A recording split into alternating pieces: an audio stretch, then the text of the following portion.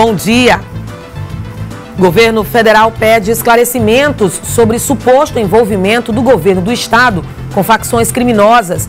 Nos primeiros 12 dias de 2016, 7 bancos foram arrombados em todo o Maranhão. No estúdio, vamos falar sobre relatos da violência contra mulheres. E mais, embaixador das Filipinas visita a cidade de Imperatriz. Hoje é 13 de janeiro de 2016 e o Bom Dia Maranhão já está no ar.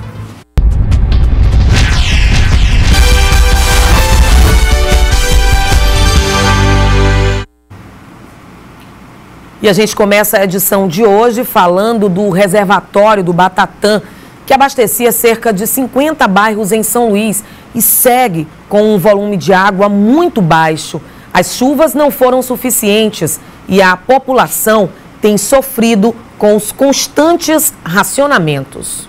Há 2 meses foi preciso interromper o funcionamento do sistema Batatã. Nesses 60 dias, o reservatório secou. Devido à falta de chuvas, o nível de água por lá é 0. O recalque do Batatã está paralisado e nós estamos suprindo através do lençol subterrâneo com 16 poços existentes na reserva do Batatã. No local onde no passado já existiu muita água responsável pelo abastecimento de cerca de 40% da capital, hoje só tem lama. É o que revela a própria CAEMA. Outra fonte de abastecimento da cidade, o sistema Italuís, também passa por serviços de recuperação na sua estrutura. Nos últimos anos, pelo menos 27 rompimentos de partes da adutora Italuís, principalmente ali na altura de Campo de Peris, foram registrados pela CAEMA. No momento, a companhia trabalha na substituição desses 18 quilômetros da adutora por uma tubulação mais firme, mais resistente. A previsão da CAEMA, depois de tantos prazos não cumpridos, é que essa obra seja concluída no mês de abril. Enquanto as chuvas não caem e o sistema Italuís não fica pronto para dar conta de receber mais vazão, a população sofre com os constantes rodízios e racionamentos. Mas diante da situação e da crise hídrica que o país enfrenta, é necessário também utilizar a água com consciência. Nós temos uma perda aqui na cidade de São Luís estimada em 65%. Isso decorre exatamente da falta de cuidado de algumas pessoas no uso racional da água, como também, e aí a gente tem que, de problemas operacionais ainda existentes, de vazamentos na rede de distribuição da CAEMA, que a gente está procurando corrigir. Temos que fazer alguns investimentos para que a gente reduza essa perda.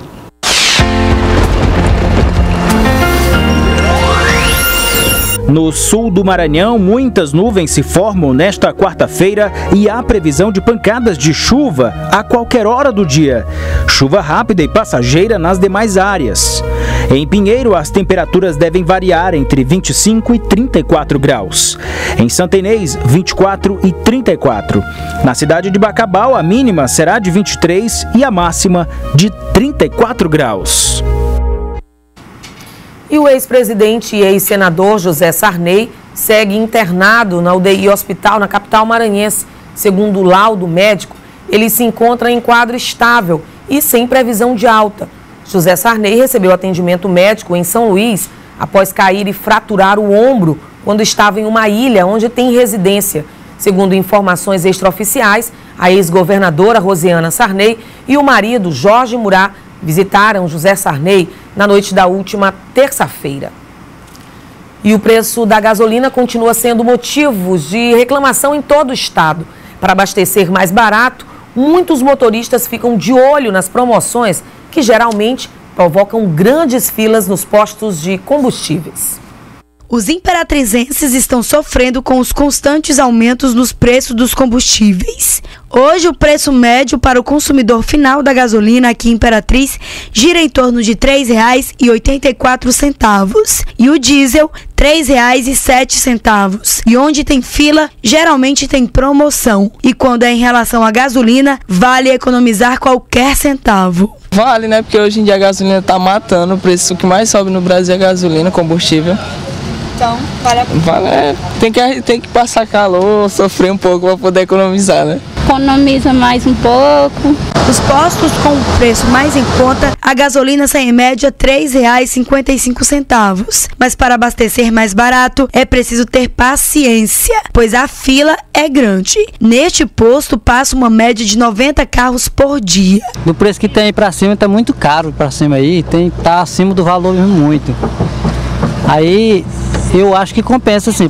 E com o reajuste no preço dos combustíveis, tem consumidor que está se virando como pode. E a saída é pesquisar. Muito não vou dizer, dependendo do tempo, mas quando você vai colocar um pouco mais de gasolina, compensa. Porque nós fazemos uma viagem longa, então, por exemplo, 30, 40 litros que é colocado já dá uma diferença muito significativa para o consumidor. Mas infelizmente isso não deveria ser o ideal, deveríamos nós ter um preço justo, já que somos um dos maiores produtores de petróleo e o petróleo está embaixo. Nós não deveríamos pagar essa crise que está ocorrendo aí no país. E a gente segue falando de economia. A Bovespa teve queda de 1,09% aos 39.513 pontos. O dólar teve queda de 0,16% e vale R$ 4,04. O peso argentino teve alta de 0,84%, cotado a 29 centavos. O euro teve queda de 1,2% e vale R$ 4,36. E a seguir, o governo federal pede esclarecimentos sobre suposto envolvimento do governo do estado com facções criminosas. E mais, vamos falar sobre relatos da violência contra mulheres. Agora são 7h40 e você vê imagens nesse momento ao vivo da Avenida Beira Mar, em São Luís. A gente volta já.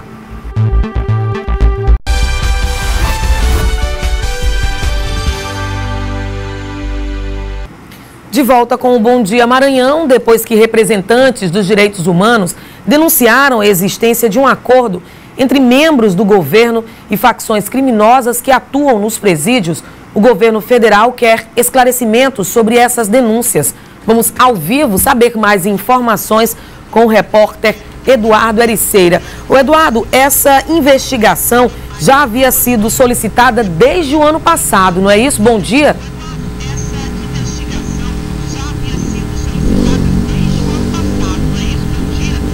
Olá, muito bom dia, Eliene, bom dia a todos que acompanham o Bom Dia Maranhão. Justamente essa recomendação foi solicitada aí pelo governo federal, já havia sido solicitada ainda em novembro do ano passado, para que fosse apurada essas denúncias. O Mecanismo Nacional de Prevenção e Combate à Tortura, órgão ligado à Secretaria de Direitos Humanos da Presidência da República, recomendou ao governo do estado que fossem acelerados os processos de investigação de servidores terceirizados e membros, funcionários ligados à administração penitenciária do estado do Maranhão, por suspeita de envolvimento com facções criminosas. O assunto voltou à tona, como eu disse nesta semana, depois que representantes dos direitos humanos no Maranhão denunciaram a existência de um acordo entre membros do governo lotados na Secretaria de Estado de Justiça e Administração Penitenciária, que é a SEJAP, e as organizações criminosas que atuam nos presídios para garantir a paz no sistema. Inclusive, a gente teve acesso ao relatório que foi encaminhado à Sociedade Maranhense de Direitos Humanos pelo próprio governo do estado, segundo informações do advogado da Sociedade Maranhense de Direitos Humanos, e nesse relatório consta que há presídios, por exemplo, que abrigam apenas membros de uma determinada facção criminosa e outros presídios que abrigam membros de uma outra facção criminosa também rival. E agora o governo federal solicitou mais uma vez que fossem apuradas essas denúncias de suspeita de ligações entre o governo do estado, mais precisamente de membros que prestam serviço na administração penitenciária, na SEJAP, e também facções criminosas. Só lembrando, são duas que dominariam o complexo penitenciário de Pedrinhas. Voltamos com você, Eliane. Denúncia grave, viu, Eduardo? Sem dúvida. Obrigada pelas informações. Bom dia e bom trabalho para você. E olha só, mais 2 agências bancárias foram alvo de ações criminosas no interior do estado na última terça-feira. Só neste ano, quase 10 bancos foram assaltados ou explodidos. Os números impressionam. Nesses primeiros 12 dias do ano, 7 arrombamentos e pelo menos um assalto a agências do estado foram registrados no Maranhão. A última ocorrência foi na madrugada desta terça-feira, na cidade de Grajaú. Homens fortemente armados explodiram uma agência do Banco do Brasil. e levaram dinheiro. Durante a ação, reféns foram feitos de escudos humanos para que pudessem fugir da cidade sem intervenção policial. Na maioria dos casos, são quadrilhas de fora, bem articuladas e que conhecem bem a fragilidade das agências no Estado. A fragilidade da segurança pública, em primeiro lugar, a fragilidade também das agências bancárias,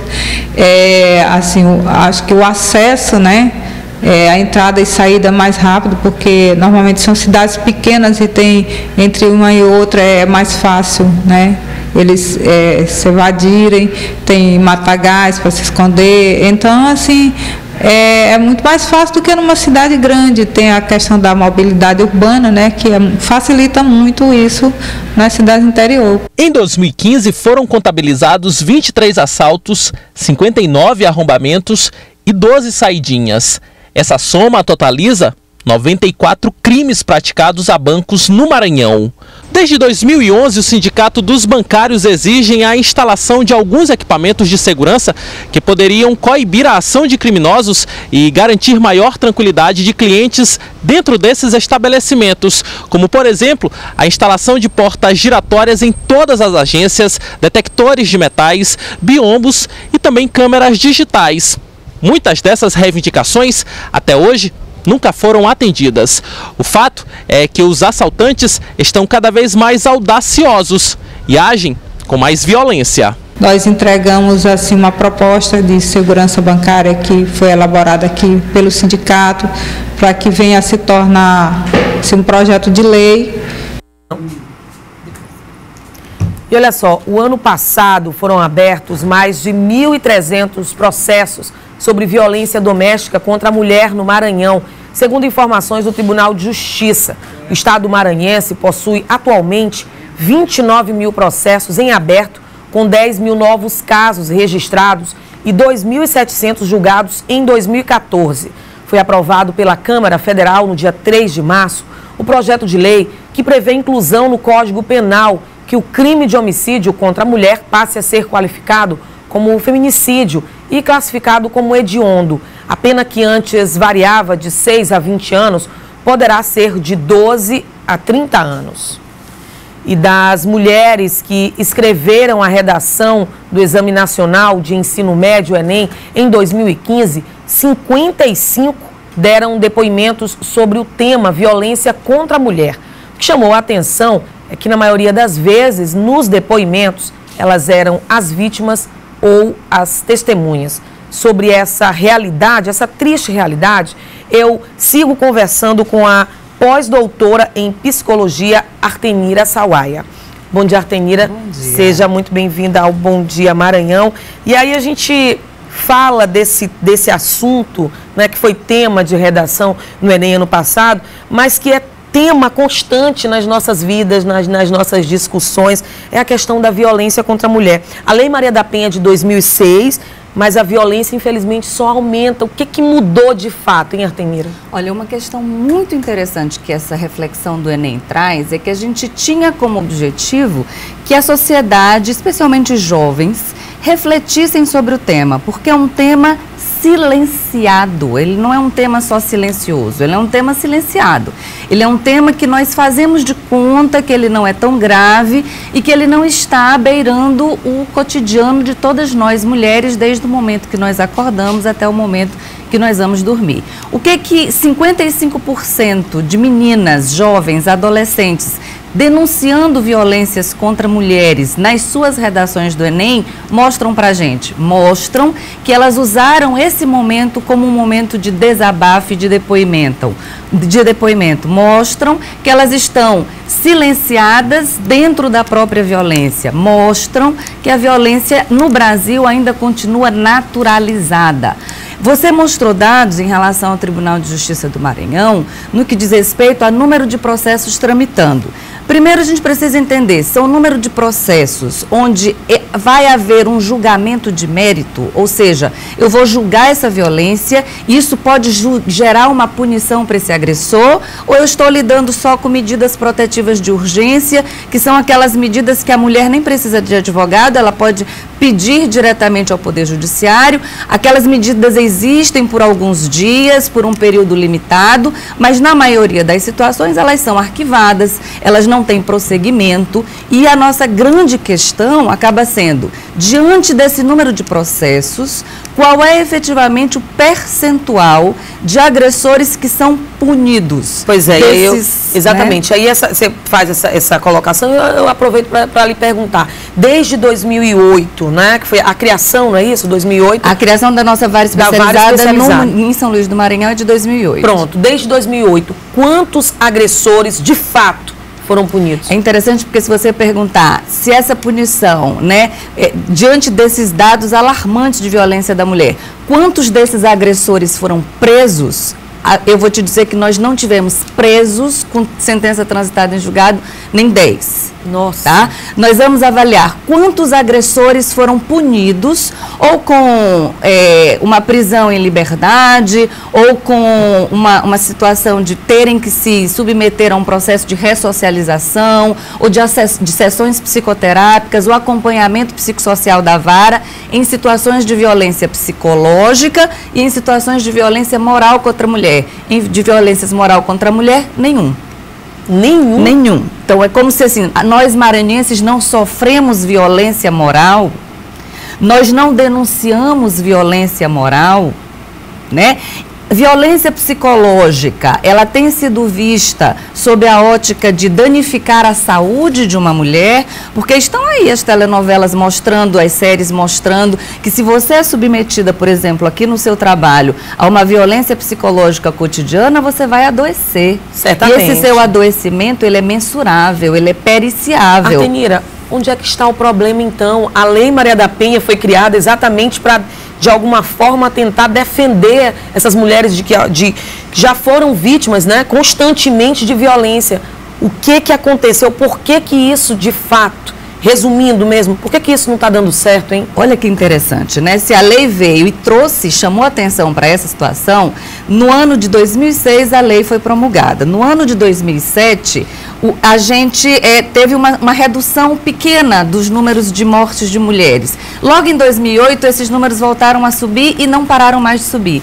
Por quê? Porque nós não estamos efetivamente aplicando devidamente a Lei Maria da Penha. Ela não está gerando punição efetiva. E o machismo também no próprio Poder Judiciário. E o machismo nosso cotidiano e enraizado no próprio Poder Judiciário. A Universidade Federal do Maranhão, através do mestrado de Direito e Instituição de Sistemas de Justiça, está debruçada dioturnamente diante das sentenças e pareceres do Ministério Público do Estado do Maranhão inteiro, para que a gente possa ter um retrato fidedigno e academicamente demonstrado do que está acontecendo com esses pareceres, com essas sentenças, com essas possibilidades de punição. Nós temos um machismo arraigado e esse machismo está naturalizado. Está naturalizado em mim como psicóloga, no juiz, como magistrado, no membro do Ministério Público, está institucionalmente, né, enraizado. Quando uma mulher é estuprada, você pergunta logo que roupa que ela estava usando, se ela se exaltou, se ela é louca ou se ela é histérica, né? Então, nos processos que versam sobre violência contra a mulher, muito frequentemente, como é que o agressor se defende? Ele ataca a mulher.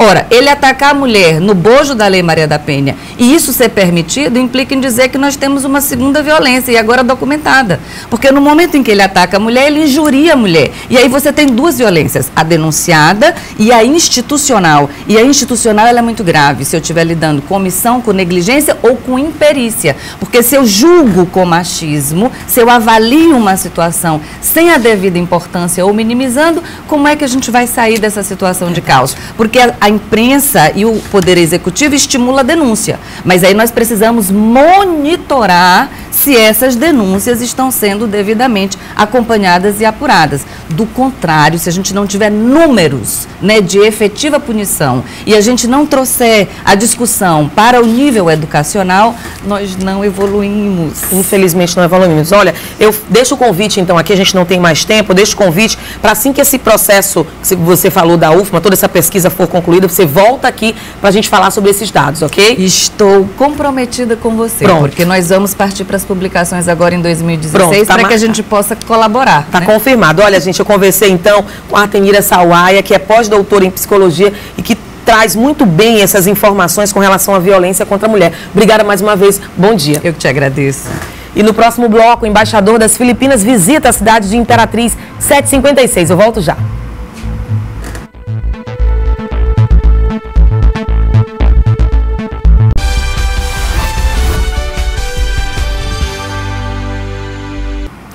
E a cidade de Imperatriz recebeu a visita do embaixador das Filipinas e a grande expectativa dos empresários, inclusive, é em fechar parcerias. Ele foi recebido pelas autoridades locais e veio, entre outras coisas, conhecer as potencialidades do Maranhão.